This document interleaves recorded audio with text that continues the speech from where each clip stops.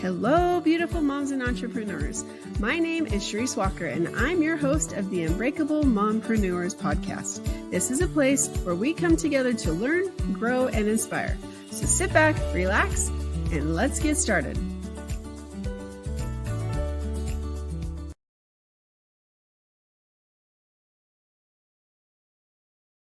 Welcome, welcome, welcome. You've come to the right place for Charisse Walker's virtual book launch party.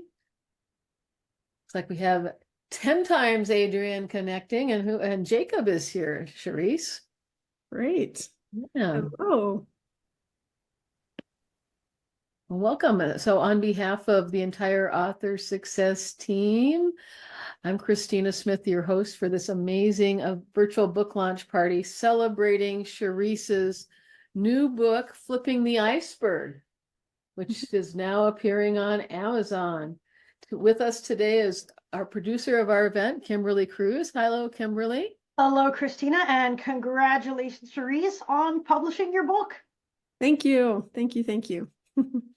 And I served as Charisse's book coach, and at this point in time, I want to talk about what's going on in Flipping the Iceberg and have her share her wisdom. So Charisse, what inspired you to write this book? Well, my kids. It was actually really my kids, and realizing that I want to make sure, because they are products of divorce, 4 out of the 6 of them. And so I wanted to make sure that when they decide to make the commitment to get married, that they are ready, because I definitely wasn't prepared. And I think that that's the part that we absolutely need to make sure that we know who we are as a person, and we've healed from any trauma that we have. And then after that, we need to make sure that they know who they're marrying. And so if they can do those things, then I think that they're going to have a very happy, healthy, and successful marriages. And so because of that, I realized that 50% of marriages end in divorce in the United States. And it's actually more than that if you go,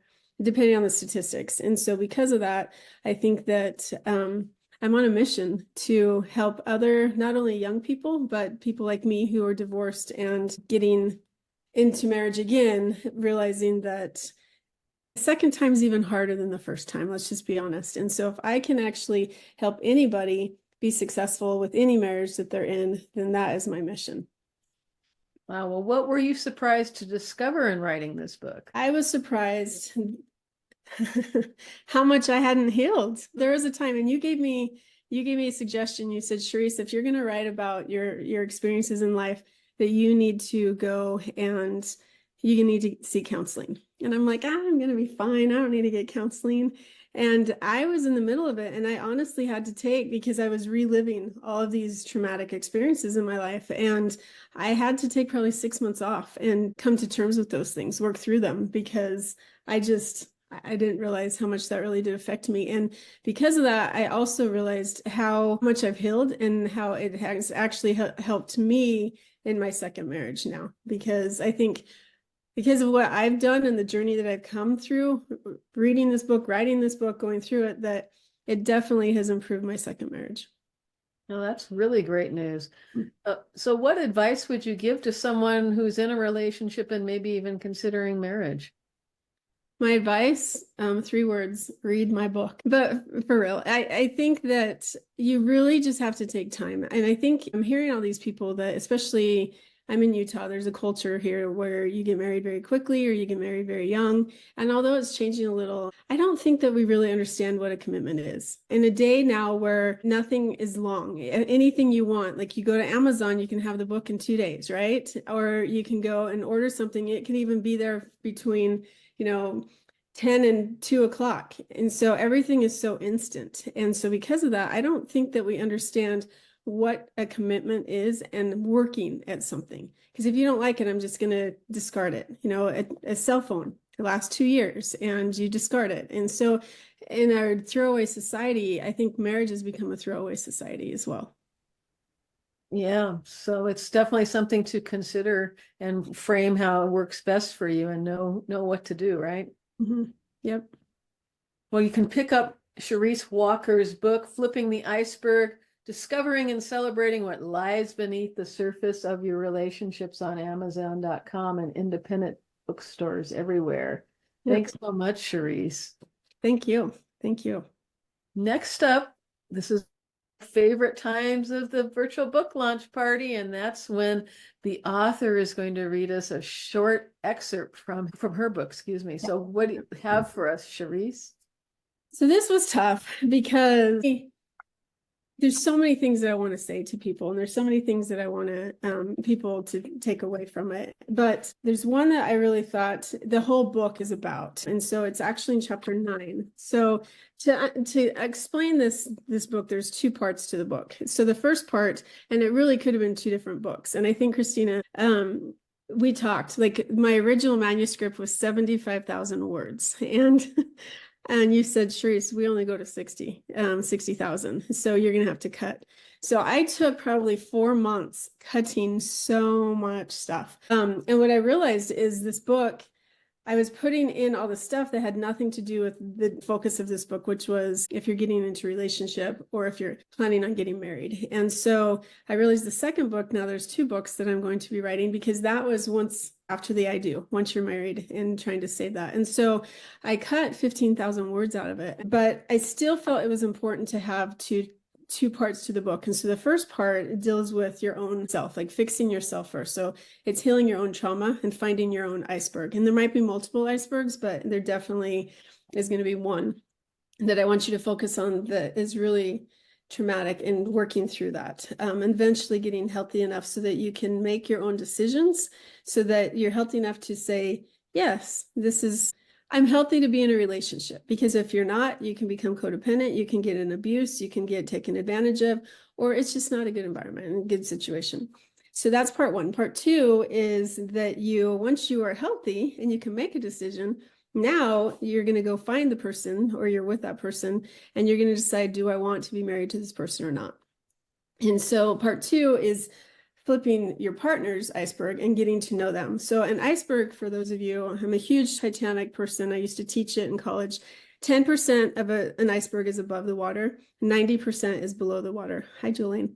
And so if you flip that iceberg, then now 90%. So the goal is that 90% of the person you can get to know before you marry them. And then 10% still you can discover, that's all good and everything. So the goal is identify your trauma so that it doesn't affect your relationship. And I liken it to, it doesn't tear into your relationship, right? So going on the iceberg analogy. And so I'm going to read from the first part of the book. And so it's the first chapter of this part 2. And so it says, think of the last conversation you had with someone you had not seen for at least 2 weeks. Did the conversation follow this pattern? Bob. And this is on page 93, in case you want to know. Bob, hi, how are you? You, good, how are you? Bob, good. But are you both genuinely good?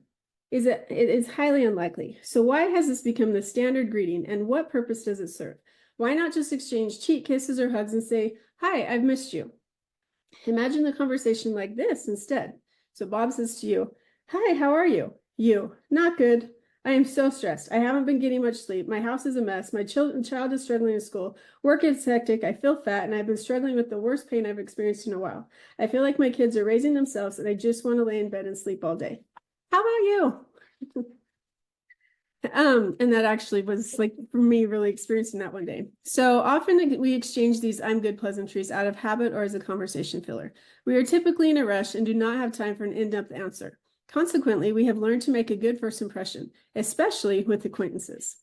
Have you ever answered honestly, taking the time to do so? How did the other person react? I tested this approach at the doctor's office when the medical assistant asked how I was. I replied, I would love a do-over to last Thursday. He responded, oh, finished what he needed, and then he left the room. The next person that came in also asked how I was. I responded the same. She then chuckled and said, I'm sorry, and the conversation ended. People often ask, how are you? Not seeking an honest answer, but aiming for a conversation filler, acknowledgement, or a deeper connection. This is an example of our learned superficiality. We are taught to put on a facade from a young age to hide our true feelings. We strive to present our best selves to gain acceptance. Interestingly, we often prioritize the opinions of strangers over loved ones when it comes to emotional outbursts. This behavior is akin to showing only the tip of the iceberg. Like a king, we maintain a polite, cordial, and politically correct demeanor in public, symbolized by the crown atop his head. It is the persona we want to project, the visible part above the waterline, concealing the real person both above and below the water's surface. And then I'm going to have you skip over to page 96, first paragraph. It says, we all put on a false self at some point. Jealousy would be less common if we truly understood each person's reality. Given that we all possess flaws, insecurities, make mistakes, and face challenges, acknowledging our imperfections should be normal, but it is not. As a result, the task at hand with our partner is to discover these imperfections to assess whether they are acceptable before deciding to pursue a long-term relationship. In the early stages of dating and falling in love, we tend to overlook flaws and red flags, focusing solely on positive qualities. This honeymoon phase of a relationship leads people to be on their best behavior, acting happier, healthier, more thoughtful, and caring. However, as the relationship progresses, the initial novelty fades, and the issues we initially appreciated or justified become sources of annoyance or frustration. Genuine love flourishes in an environment of trust and honesty. Prior to marriage, your objective is to unveil your partner's authentic self, fostering a foundation where trust and honesty can effortlessly thrive. Instances of dishonesty from your partner may point to underlying issues in the relationship or with your partner. With time, lies unravel as they give rise to inconsistencies, eventually leading to exposure. Therefore, it is crucial to pay attention and give the relationship the time needed for any dishonesty to be revealed. And so then we'll go into how you can do that. And so there's the book is broken into acronyms. So flipping would be the part 1, and iceberg is part 2. And so they all stand for different things. And so that is a portion of the book. Wow, and you've got me so intrigued. Thank you, Charisse. Now, this is great information for anyone who dates. So thank you so very much. Really appreciate it. And let's go ahead and move into the next portion of our event. Absolutely. If anyone would like to be unmuted to offer congratulations or ask a question, or I can just call on Jolene because she was already waving, I will invite you to unmute. You can turn your camera on so that we all can see who's here. You can wave your virtual hand or you can wave your real hand in the air, and I will invite you to unmute. Jolene, I'm going to start with you. Yep. All right. Well, I think the book sounds really like a good one with a lot of information that would have been really good to have for a lot of years. Yeah. So I like the idea of it, and I also like the iceberg analogy with so much underneath. Yep. I like the idea that the honesty portion. Anyway, I'm pretty excited about this book. It's going to be a good one, I think. I'm excited. And then there's the book 2. What's that one going to be focusing on, Charisse? So book 2 is actually flipping the iceberg after the I do. So it would be for someone like you who's been married for a long time. But you have kids. And so like all of them are either getting married or they have been married, but for not very long. And let's be honest, there's a few years in a relationship, year 7, year 13, or to 15, even 23. And what I found is that most of the people getting divorced right now are actually baby boomers. Do you know why? Yeah. Because we've been with each other for so long, we're bored. I don't know. Yeah. Well, I don't know. We're getting like we want something new. Maybe it's a midlife crisis or something like that. Well, and there's also cultural things. Way back when my parents got married or my grandparents got married, you got married young and then you just made it work. So either you had a kid, oops, right? So you're going to make an honest woman, a shotgun wedding type thing, or because, but there's different reasons why. And people stayed married together and for a long time. And now that the kids have grown and moved out and stuff, now they hate each other. Now they don't have to stay with each other anymore. And so they've stayed with each other this whole time. And now they actually want to live their own life. And so, I mean, there's so many different reasons, but I really did a ton of research when I was writing this book, because I'm like, that's a shocker. People have been married 30, 40 years and now they're getting divorced. Why? Well, there's an adjustment too when you both retire. Like We just Yeah. both retired. And so like Yeah. we're with each other 24/7. So there's a little something to that too. All the changes that you Yes. adapt to throughout your life, Yeah. they just never end. No, it's very true. And I think that that's the part. So that after the I do is teaching and talking to people. And this one's going to be a lot more kind of like Chicken Soup for the Soul with Jack Canfield, who is huge proponent of Steve Harrison, who's also part of the coaching program that I've part of Christina and Get Published Now is what it is. And I really feel like there's so much advice out there, but learning, and you talked about the transitions and growing apart. And I'm a firm believer, like, my ex-in-laws are a perfect example of this. They hated each other. They hated each other. And now they're the cutest people to watch. Like they've learned how to love each other again. And that to me is a testament to commitment and being willing to work at something. And honestly, nobody wants to be around an old couple that don't like each other and are always fighting. Yep. It's true. So anyway, all right. Thank you, Charisse. Yeah. Thanks for being on. And would anyone else like to be unmuted to ask a question or make a comment? Adrian, I'm inviting you to unmute. Hello, can you hear me? Yeah.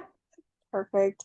Well, I just wanted to say I'm super excited. I know that you've put in a lot of work to this, and I've read a few of the chapters, and it's just fun to see how much passion that you have behind this. I know, especially for someone like me who just got out of a 2-year relationship, it is really hard to date, especially at my age, because you're looking for a partner and you're looking for someone who checks all of your boxes, but they could meet all of your criteria one way in that honeymoon phase, like you mentioned, and then completely flip on you. So it's just interesting to, have the idea of uncovering that iceberg and diving deeper, and then also just going into it with a more emotional partner who isn't afraid to talk about the hard things when things get hard, or close off and find ways to either cope with that or move on and kind of figure out what's underneath the surface. So I'm really excited about your book. I know that you put in so much time and work into it, and I'm so proud of you. And I'm really fortunate to just have you as my mom as well. So Well, there is a story about her in the book, actually, that she honestly was the reason. There's a story in the book that it talks about how we were sitting in the kitchen, and I'm gonna get emotional. I always do. I was waiting for that, but I'll put you on the spot. But it was something where she was really hurt by somebody, and she's like, "Why do people do this?" And she had been stood up by this person, and so I'll let you read the story so I don't cry anymore. But I said, because they're like an iceberg, and they look really good on top, but this is the real person. And so that's really something that especially people at your age, like I wrote it because I hope and I pray that you make sure that you've flipped that iceberg and you've climbed it to as high as you possibly can up that mountain before you say I do. yes, thank you so much. And again, I'm super excited to dive in and learn more, because I know that you have so much knowledge, and you've really just put your heart and soul, blood, sweat, and tears into this. So I'm super excited about it. Thank you. Love you. Love you too. All right, Christina. Well, so we're going to move on to kind of the next portion. And so if you don't already have a glass with some beverage in it, go ahead and get one, because we're going to offer a toast in a minute or two. But in the meantime, if you do have a glass, you can write some words of congratulations into chat for Charisse. And we have a little brief presentation while you type. Congratulations, Charisse, on successfully completing and launching your book, Flipping the Iceberg, Discovering and Celebrating What Lies Beneath the Surface, and your congratulations. And that's from myself and Steve Harrison and everyone on our Get Published Now team. We are very, very, very proud of you. So well done. Thank you. Thank you. Thank you. definitely been a passion project. Yeah, I mean, how long have you been working on it now? For several years, right? Because we think we first met 2 or 3 years ago. Yeah, it's been 2 years, I think, this month. So yeah, it's been a lot of rewrites. I don't even know how many versions I have anymore. It's been a lot. So Well, I'm going to lift a toast to say my Sprite. many versions, many icebergs. Flipping an iceberg is not an easy task.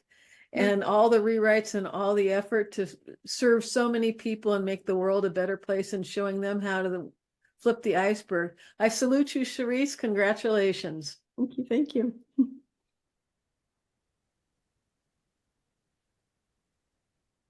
And to close out our party, Charisse, what would you like to say as your last word? Says I'm emotional because I can't believe that it's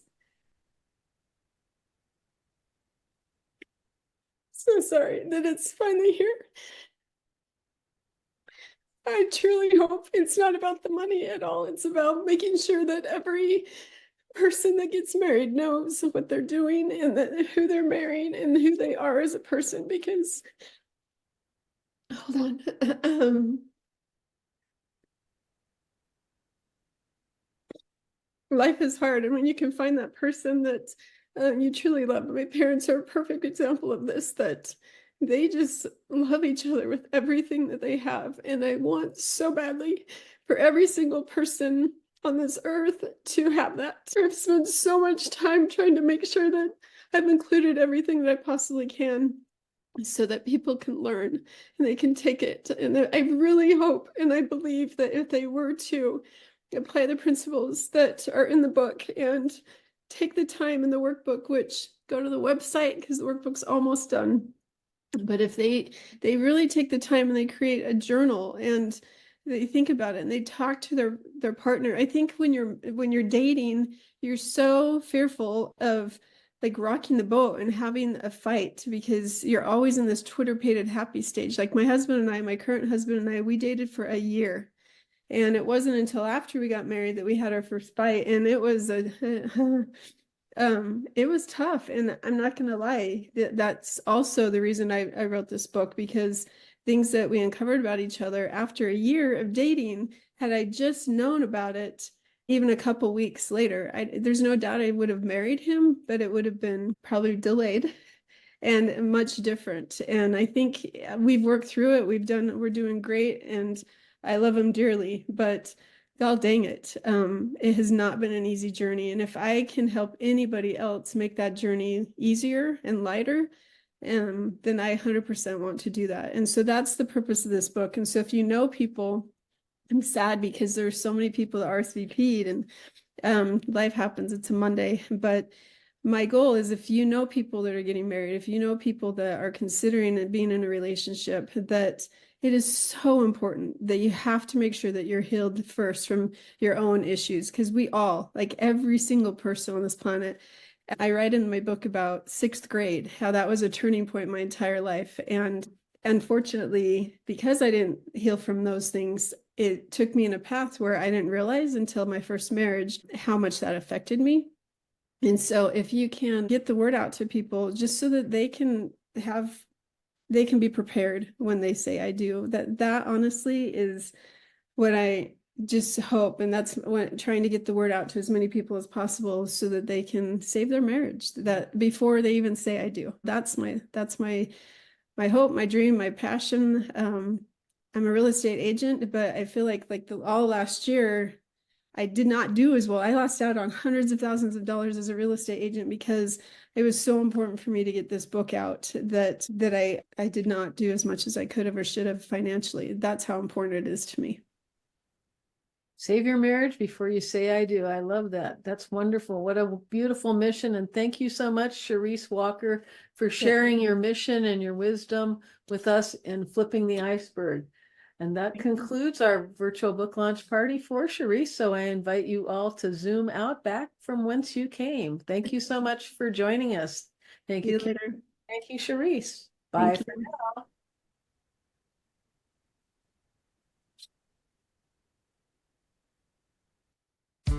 Beautiful moms, remember, you are unbreakable. Keep illuminating the world with your strength, pursuing your dreams, and reveling in the splendor of motherhood. This is Charisse Walker, bidding you farewell for now. Stay tuned for more empowering conversations on the next episode of the Unbreakable Mompreneurs podcast. Until then, keep shining bright. Signing off with love, Charisse Walker.